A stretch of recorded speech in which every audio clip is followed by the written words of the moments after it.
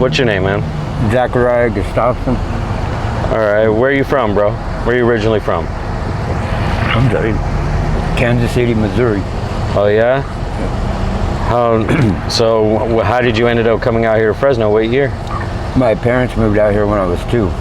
Oh yeah? I'm sorry, that pizza I got stuck. And enjoying yourself a pizza and a soda, man, out here on this hot summer day. Need to chew it better though.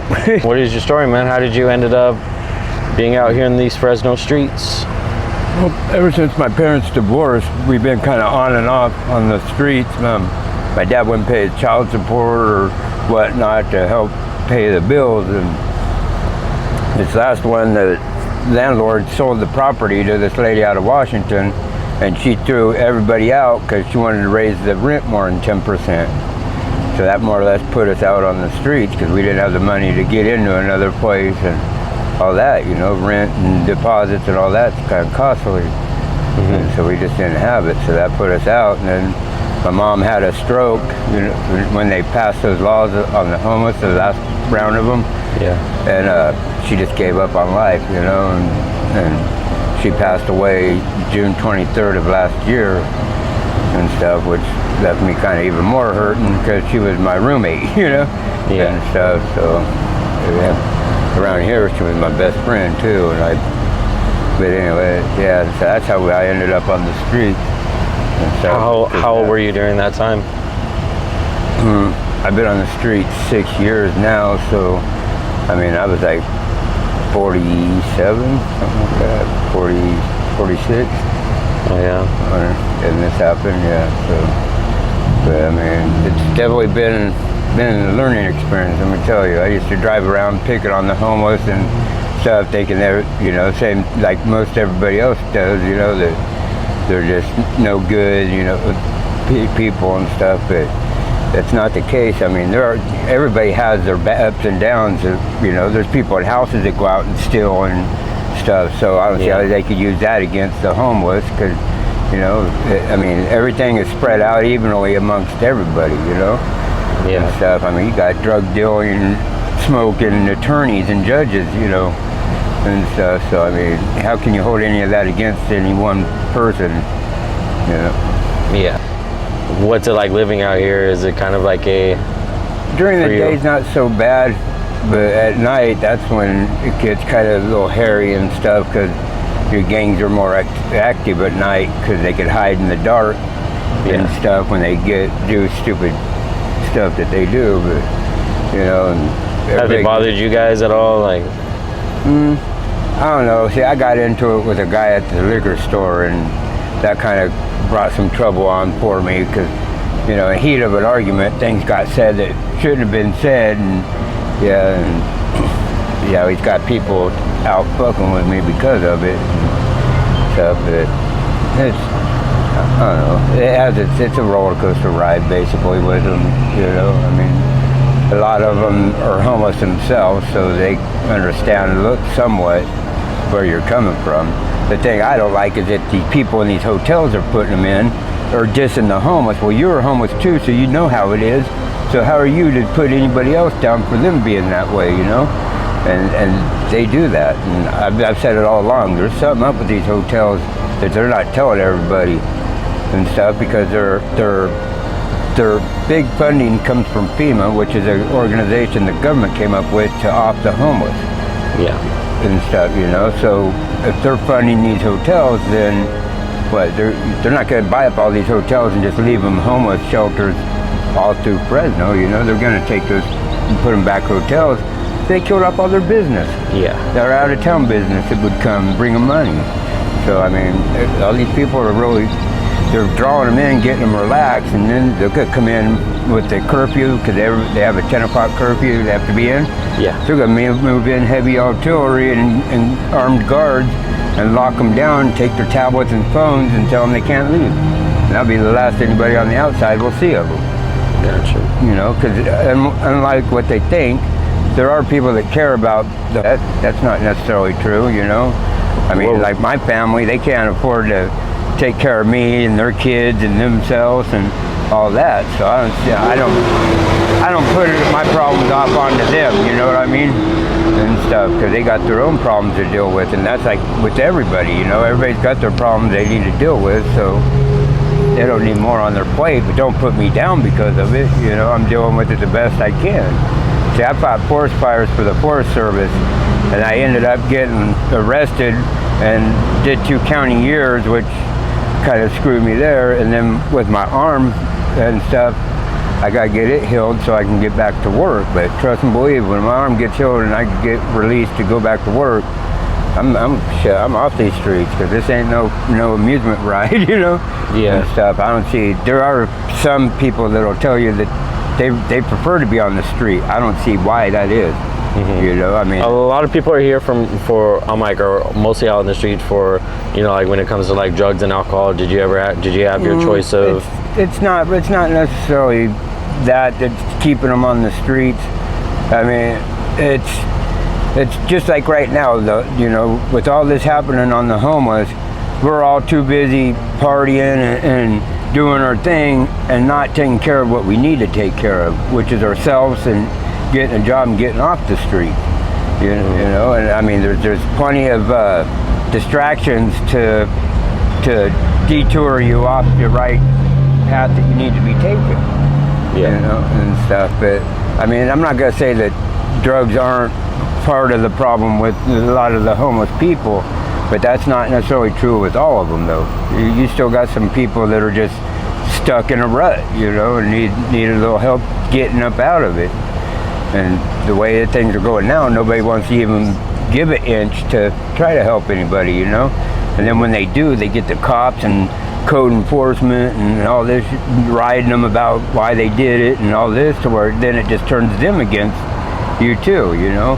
And with everything the way it's going, we all need to start pulling together, because we can make change if we fight the government on this stuff, but nobody's willing to put out because of fear of retaliation, or they're too busy getting high or whatever, drinking, whatever the case be, you know. Yeah. So until we can all pull together, nothing's gonna change. It's just gonna keep spiraling around until we destroy the earth, pretty much, you know.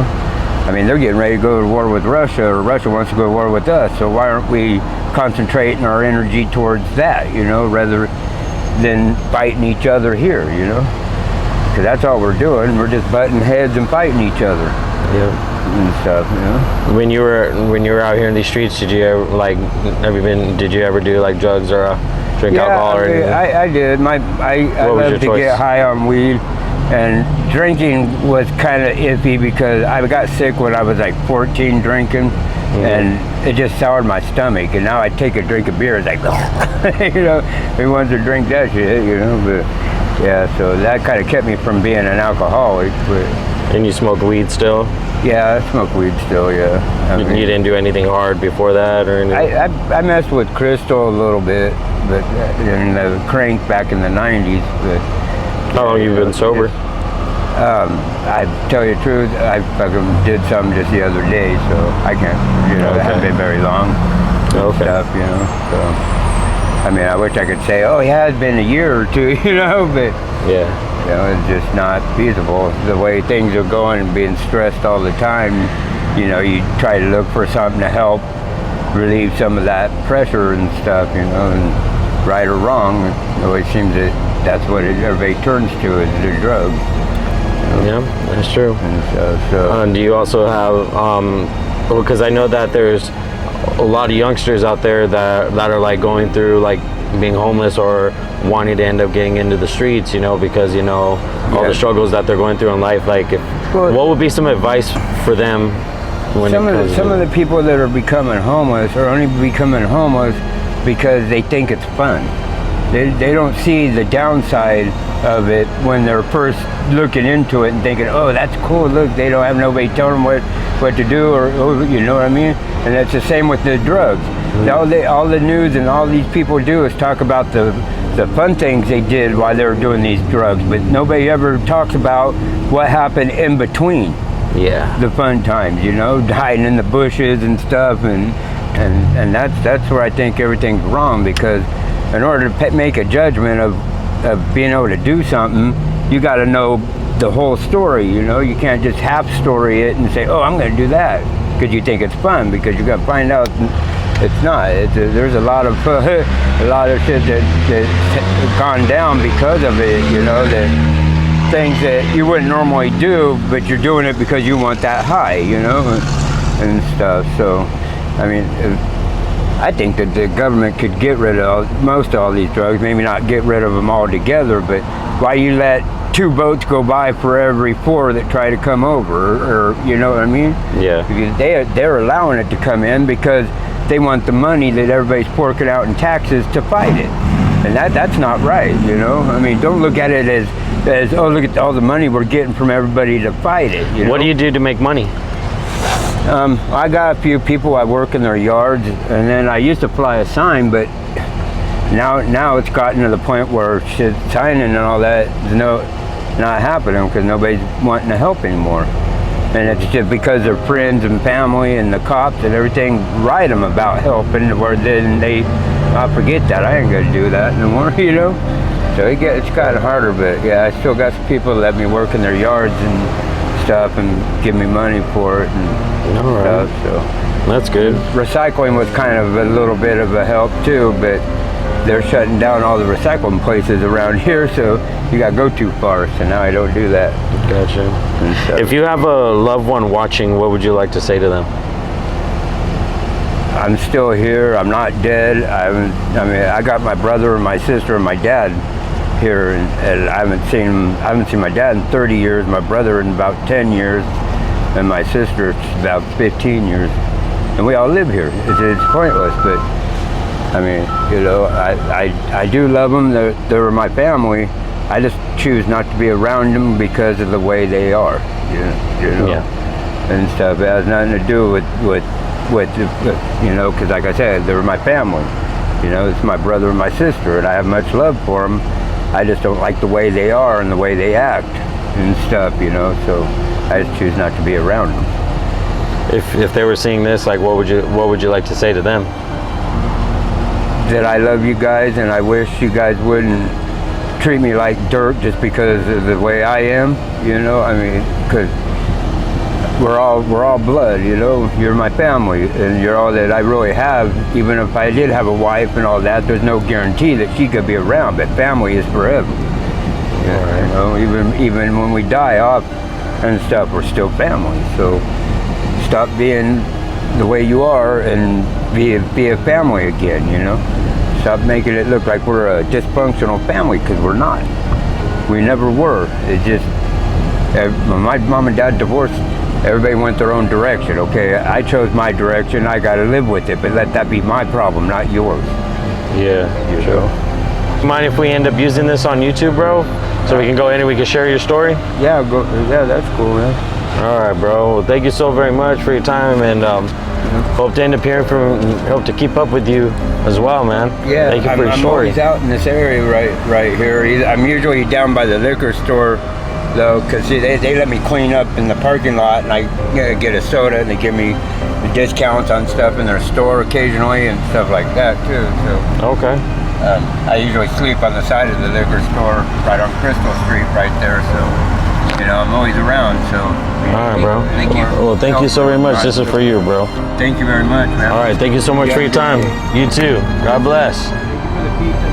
Oh, you're very welcome.